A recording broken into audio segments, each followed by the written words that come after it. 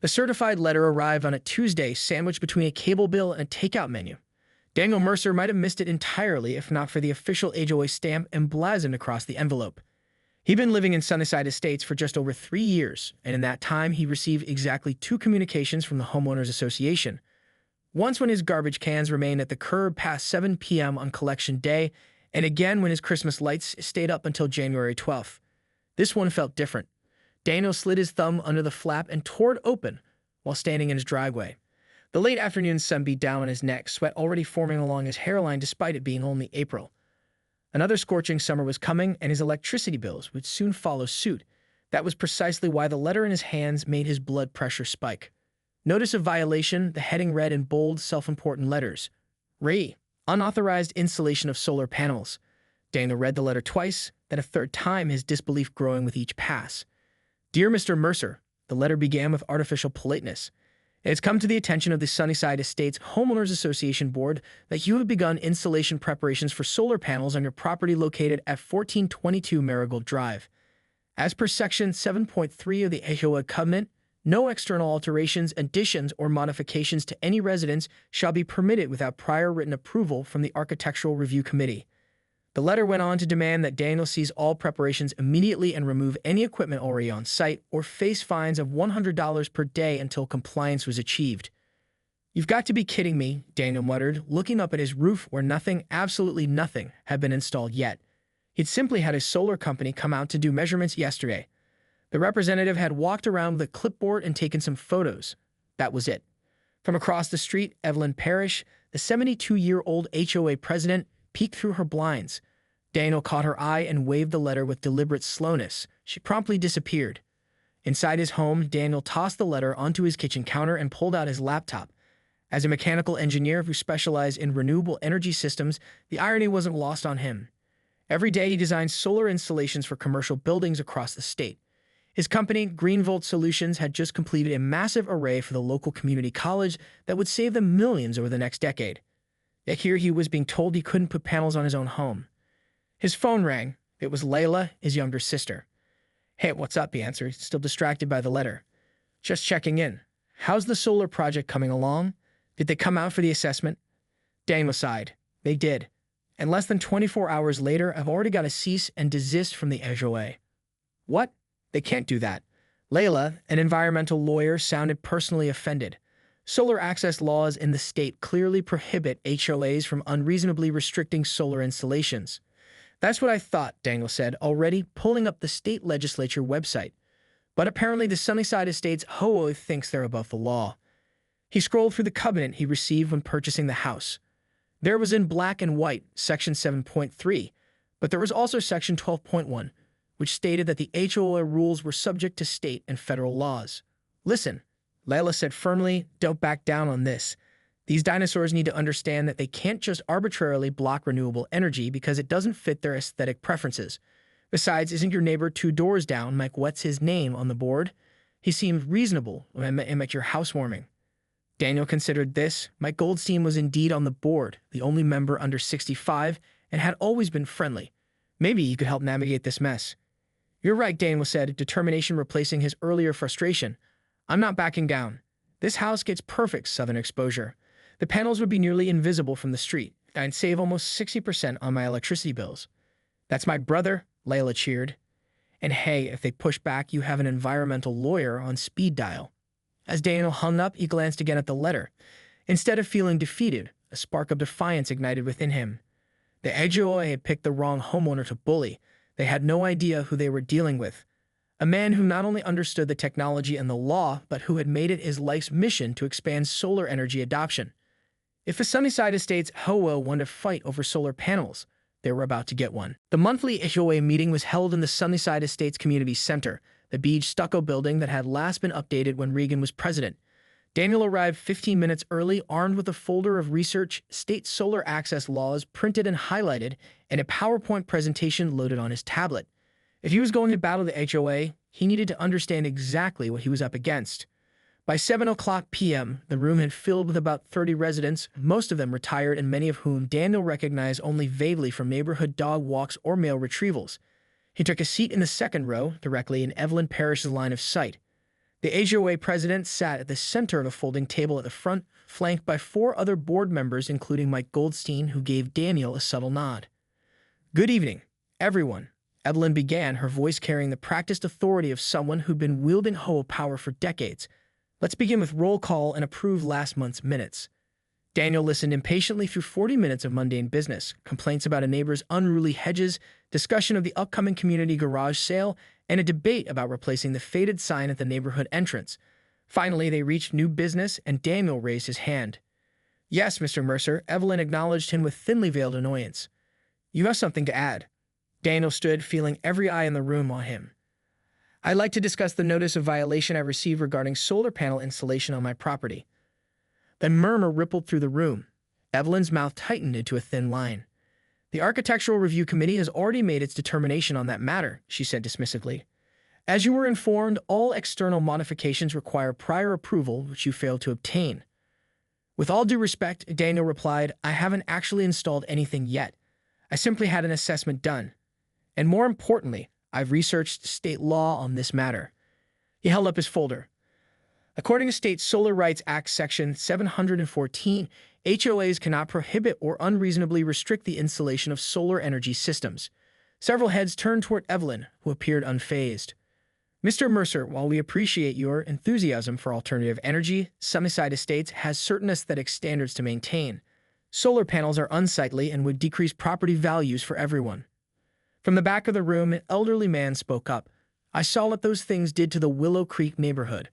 Looks like a science experiment gone wrong." Several people nodded in agreement. "Actually," Daniel countered, pulling up a photo on his tablet and turning it to face the room, "modern solar installations are quite sleek. These panels would be nearly flush with my roofline, and from the street, barely noticeable." He swiped to another image. "And as for property values, studies show homes with solar installations actually sell for 4.1% more than comparable homes without solar." Mike Goldstein leaned forward. "I'd like to see those studies, Daniel. That's interesting data." "Happy to share them," Daniel replied, sensing a potential ally. Evelyn cleared her throat loudly. "The aesthetic concerns remain valid. Our covenants clearly state." "State law supersedes HOA covenants," Daniel interrupted, his professional patience wearing thin. "And the law specifically prohibits HOAs from denying solar installations based solely on aesthetic concerns." The room grew tense. Daniel could feel the divide forming. A handful of residents seemed interested in what he was saying, while others, particularly the older contingent, looked affronted at his challenge to their authority. Evelyn's face had reddened. "Mr. Mercer, this is not the appropriate forum for legal threats. If you wish to submit a formal application to the Architectural Review Committee with your materials, you may do so. Until then, our decision stands." "I'll submit the application," Daniel agreed, "but I want it noted in the minutes that I've made the board aware of the relevant state laws regarding solar access rights." As the meeting continued, Daniel felt a tap on his shoulder. He turned to find Sandra Chen, his neighbor from 3 doors down, leaning toward him. "I've been wanting to install solar for years," she whispered, "but I was too intimidated by the HOA. If you manage to get approval, you might start a trend." By the time the meeting adjourned, Daniel had collected the contact information of 5 other homeowners interested in solar installations. He also noticed the glares from Evelyn and her closest allies. In the parking lot, Mike Goldstein caught up with him. "That was quite a show in there," he said, glancing back at the community center. "Look, I'm not against what you're trying to do. In fact, I think it makes a lot of sense. But Evelyn's been running this HOA like her personal fiefdom for 15 years. 2 weeks after submitting his meticulously prepared application, Daniel found another certified letter in his mailbox. Unlike the first time, he wasn't surprised. He'd been checking the mail obsessively every day, knowing that HOA had up to 15 days to respond according to their own bylaws. He tore it open while still standing at the curb. "Dear Mr. Mercer," the letter began with the same forced civility as before. "The Architectural Review Committee has carefully reviewed your application for installation of solar panels on your property at 1422 Marigold Drive. After thorough consideration, we regret to inform you that your application has been denied." Daniel scanned to the bottom of the page where Evelyn's signature flourished importantly. Flipping to the second page, he found the committee's listed reasons for denial. The proposed solar array would be visible from the street, creating an inconsistent aesthetic with neighboring properties. The installation may potentially cause glare that could affect neighbors or passing traffic.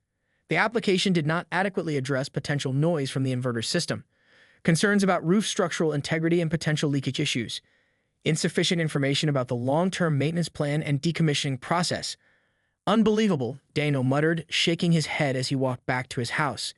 Even with his expectation of rejection, the flimsiness of their reasoning was stunning. He'd specifically address each of these concerns in his application. The panels would barely be visible from the street. Modern panels had anti-reflective coatings that eliminated glare. Inverters were virtually silent. And he'd included a structural engineering report certifying his roof's capacity. Inside, Daniel called Mike Goldstein. "They rejected it," he said when Mike answered, "on exactly the kind of technicalities you predicted." "I know," Mike replied, lowering his voice. "I was outvoted 4-1. For what it's worth, I argued your case, but Evelyn had the others convinced before we even discussed it." "Did anyone even look at my engineering report or the glare analysis?" Mike's silence was answer enough. "Look," Mike finally said, "I shouldn't be telling you this, but there's something else going on." At the review meeting, Evelyn mentioned that her son-in-law just started working for Southwest Electric. "You know, the utility company that's been lobbying against residential solar for years." Daniel leaned against his kitchen counter, the pieces falling into place. "So this isn't just about aesthetics or property values. It's personal for her. I can't say for sure, but it would explain her intensity on this issue." After thanking Mike for the insight, Daniel called his sister. "They rejected it," he told Layla. "Then read her the list of reasons." "This is textbook unreasonable restriction," Layla said, her voice taking on the sharp edge he recognized from her courtroom appearances. "They're not even trying to mask it as legitimate concerns. What's my next move?" "Send a formal appeal letter citing the Solar Rights Act and addressing each of their bogus concerns. Copy the entire HOA board, not just Evelyn. Make it clear that you're prepared to take legal action if necessary, but give them one more chance to comply with state law." Daniel spent that evening drafting the appeal letter with Layla's guidance. They systematically dismantled each rejection reason with technical specifications, research citations, and references to specific sections of the state's solar access laws. The finished product was professional but unmistakably firm. But Daniel wasn't just focusing on the legal battle. The next morning, he invited Sandra Chen and the other interested neighbors over for coffee. "The HOA rejected my application," he told the small group gathered in his living room, "for reasons that are, frankly, nonsensical." Sandra sighed. "Not surprising. Evelyn shut down my request for a backyard pergola last year because it might alter neighborhood sightlines." "Here's what I'm thinking," Daniel said, laying out printouts on his coffee table. "If one homeowner wants solar panels, it's easy for the HOA to dismiss it as an anomaly. But what if 10 households submit applications simultaneously?" Marcus Johnson, a retired teacher from the next street over, leaned forward. "Strength in numbers. I like it." "Exactly," Daniel nodded. "I prepared a template application addressing all the concerns the HOA raised with mine. Each of you can customize it for your specific property, but the core arguments remain the same."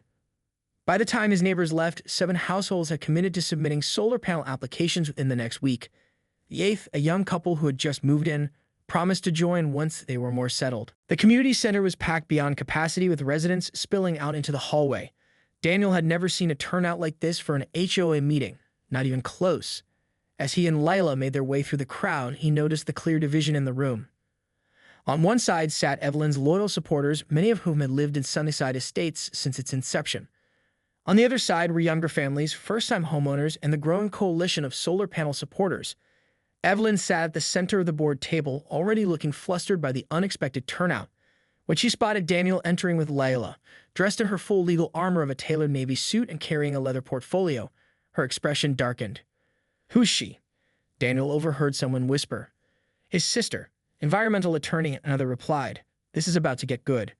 Mike Goldstein caught Daniel's eye from the board table and gave an almost imperceptible nod. His presence alongside Evelyn suggested the entire board had been summoned for this emergency. Once they found seats, Evelyn called the meeting to order, her gavel striking with unnecessary force.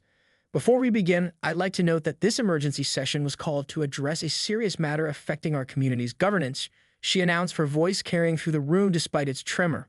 "While we welcome observers, only board members and the subject of discussion. In this case, Mr. Mercer will be permitted to speak." From beside him, Layla stood. "Excuse me, I'm Layla Mercer, attorney for Daniel Mercer. As his legal representative, I'll be speaking on his behalf." A murmur swept through the room. Evelyn's face reddened. "This is not a legal proceeding, Ms. Mercer. This is an HOA disciplinary hearing, which makes it all the more concerning that you're attempting to restrict my client's right to representation," Layla replied smoothly, "especially given that this disciplinary hearing was called without specifying any bylaw violations, providing less than 24 hours notice, and appears to be in direct response to my client's legally protected right to install solar panels on his property. The murmuring grew louder. Evelyn banged her gavel repeatedly. Order. Order, please. She glared at Lila. Fine, you may speak for Mr. Mercer. But I remind everyone that the HOA board has final authority on all matters pertaining to community standards. With respect, Layla countered, the board's authority is bounded by state law, which explicitly protects homeowners' rights to solar installations. An elderly man in the front row stood up. I didn't move to Sunnyside for it to look like some kind of science experiment. We have standards here. That's right. Another voice called out. What's next? Wind turbines, electric car chargers on every driveway. From the other side of the room, Sandra Chen rose. Actually, Mr. Peterson, I'd love an electric car charger. And I submitted my solar application too. We can't keep pretending it's 1980 forever. Order, Evelyn shouted, banging her gavel with increasing desperation as the room erupted into competing voices. Mike Goldstein finally stood up. Enough, he bellowed, his voice cutting through the chaos. The room fell silent, surprised by the outburst from the normally quiet board member. This is ridiculous, he continued in a calmer tone. We're neighbors, not enemies. Can we please have a civil discussion about this? Thank you, Mike, Evelyn said, attempting to regain control. Now, as I was saying, Mr. Mercer has shown blatant disregard for our community standards by not only challenging the board's authority, but apparently organizing a revolt. Point of order, Layla interrupted. What specific bylaw has my client violated? He's inciting other residents to deliberately undermine the Architectural Review Committee's authority, Evelyn responded. By informing them of their legal rights, Layla asked, her tone deceptively gentle. That's not a violation of any bylaw I've reviewed. In fact, I've thoroughly examined Sunnyside's covenants, and nowhere does it state that residents cannot discuss common interests or submit similar applications. Daniel leaned forward. May I speak? After a reluctant nod from Evelyn, he stood and addressed the room. I've lived here for 3 years. I love this community. All I want to do is install solar panels on my own roof, panels that would reduce my carbon footprint, save me money on electricity, and yes, potentially increase my property value. He looked around the room, making eye contact with various residents. I submitted a detailed application addressing every possible concern. It was rejected with reasons that don't stand up to scrutiny. 6:30 in the morning was early for most of Sunnyside Estates, but Daniel had been up since 5. He stood in his driveway, clutching a travel mug of coffee, watching the horizon brighten with anticipation that had nothing to do with the sunrise. Today was installation day. The SolarStream truck rounded the corner precisely at 6:45 a.m., followed by a second vehicle carrying the installation team. Daniel had chosen the company not just for their competitive pricing, but for their reputation for efficiency. The crew could complete a standard residential installation in a single day, crucial given the circumstances. Mr. Mercer, a woman in her 40s with a clipboard and a SolarStream cap, approached him. I'm Rita Sanchez, project manager. We spoke on the phone. Thanks for the early start, Daniel said, shaking her hand. No problem. Your situation is unique. She glanced around the quiet street. Any neighbors we should be particularly mindful of? Daniel nodded toward Evelyn's house. That one, HOA president, strongly opposed to this project. Rita made a note. Got it. We'll be professional and by the book. All permits are in order and we've already filed the utility interconnection paperwork. The installation team moved with practiced precision, unloading equipment and setting up safety barriers. By 7:30 a.m., they were on the roof, installing the mounting hardware that would secure the panels. At 8:15 a.m., exactly as Daniel had predicted, Evelyn Parrish emerged from her house in a bathrobe, clutching a phone to her ear while glaring across the street. Daniel waved cheerfully. Is that her? Rita asked quietly. That's Evelyn, Daniel confirmed. She's on the phone with someone. Probably the city inspector, Daniel replied. But we have all our permits displayed, and I made sure the inspector's office was expecting a call. By mid-morning, a small audience had gathered. Sandra Chen brought coffee for the installation crew. Marcus Johnson parked his lawn chair on his front lawn to watch the proceedings. Several other neighbors drove by slowly, some offering thumbs up, others frowning disapprovingly. At 11:30 a.m., a city vehicle pulled up. A tired-looking man in a municipal uniform approached, clipboard in hand. Building inspector, he announced, got a call about a potentially unpermitted solar installation. We've been expecting you, Daniel said pleasantly, handing over a folder of documents. Here are all the permits, the HOA approval from our community vote, the engineering assessment, and the electrical plans.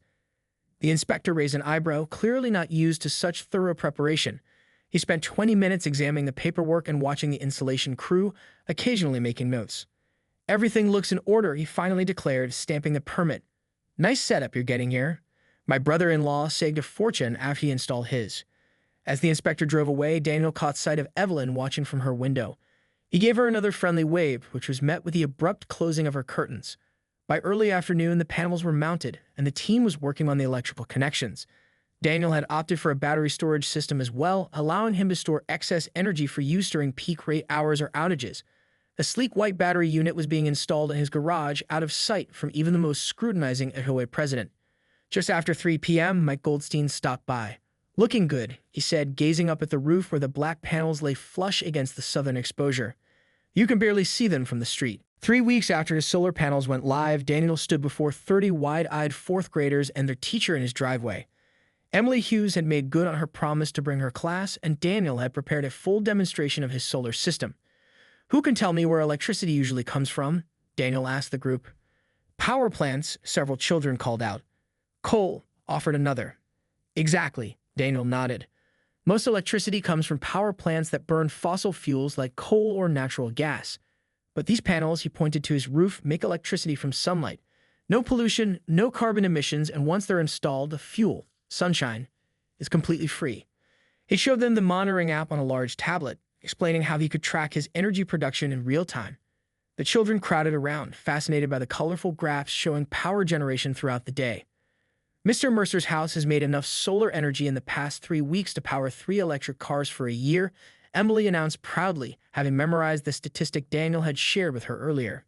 As the students took turns looking at the inverter and asking questions, Daniel noticed several parents who had volunteered as chaperones taking pictures not just of their children, but of his setup. One father was particularly interested, asking detailed questions about costs and the installation process. After the class left, promising to include Daniel's solar array in their upcoming science fair project, Daniel checked his mail to find his first electricity bill since the system had been activated. He opened it eagerly. Instead of the usual $210, $250 charge, the bill showed a credit of $32.15. His system had not only covered all his electrical needs, but had generated excess power that had been fed back into the grid. He snapped a photo of the bill and sent it to the Solar Coalition group chat he created with Sandra, Marcus, and the other interested homeowners. Within minutes, his phone was buzzing with excited responses. That settles it, texted Sandra. I'm appealing my rejection tomorrow. Later that afternoon, Daniel was working from home when he heard a knock on his door. Opening it, he found Emily's father, James Hughes, standing on his porch. Hope I'm not disturbing you, James said. Emily hasn't stopped talking about your solar demonstration. It really made an impression on her. She's a bright kid, Daniel replied. Asks great questions. That's actually why I'm here. James seemed hesitant. I've been looking into solar myself, but after hearing about your battle with the HOA, I wasn't sure if it was worth the fight. Daniel invited him in and showed him the detailed monitoring system, the battery backup, and the various components that made up his installation. The truth is, James said, examining the sleek battery unit in the garage, we're a one-income family since my wife went back to school.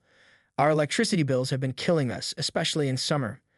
I was in the same boat, Daniel admitted. That's why I fought so hard for this. Want to see something? He pulled out his recent bill and showed it to James. James' eyes widened. You're getting paid by the power company. It won't be that way every month, especially during winter. But yes, right now I'm producing more than I use. By the time James left, he had all the information for SolarStream and was determined to submit his own application to the HOA. Daniel had coached him on addressing all the potential objections up front and citing the state's solar access laws. That evening, Daniel attended the monthly HOA meeting, his first since the dramatic emergency session. The atmosphere was noticeably different. Attendance was higher than usual, with many residents who had never participated before now filling the seats. Evelyn presided with a tight-lipped efficiency, barely acknowledging Daniel when he entered. When they reached new business, Sandra stood up first. I'd like to formally appeal the rejection of my solar installation application, she announced. The reasons cited for denial are identical to those used to reject Daniel Mercer's application, which was subsequently overturned by community vote. Before Evelyn could respond, Marcus Johnson stood as well. I'm also appealing my rejection on the same grounds. One by one, 5 other homeowners rose to appeal their rejections. The meeting, usually so orderly and predictable, had transformed into something resembling a peaceful protest.